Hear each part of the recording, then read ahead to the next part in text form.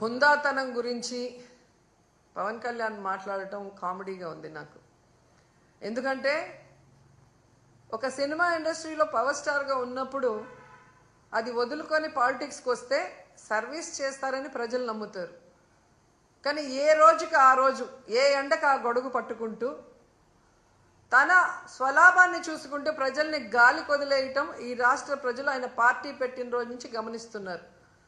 ఈ రాష్ట్ర ప్రజలకు కానీ, నీ పార్టీ నాయకులకు కానీ, మీ కులం వాళ్ళకు కానీ మీరు ఏం చేశారని చెప్పండి. ఒక్కసారి మీరు ఎలక్షన్లో మాట్లాడిన వీడియోని ప్లే చేసుకోండి. దాంట్లో ఇచ్చిన ఒక్కటైనా ఈరోజు మీరు చేస్తున్నారో మీరు చూడండి.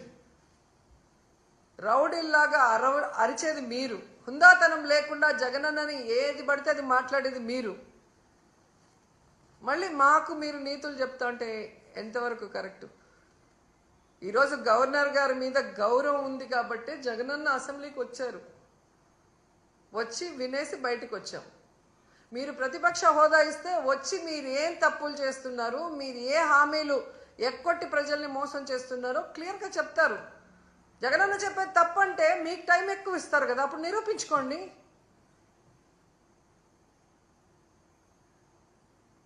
సో హుందాతనం మీకు లేదు.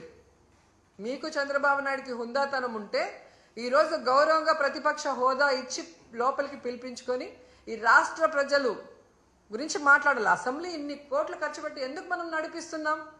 చంద్రబాబు నాయుడు, పవన్ కళ్యాణ్ సెల్ఫ్ డబ్బా కొట్టుకుంటుంటే చూసి వినటానికి కాదు కదా.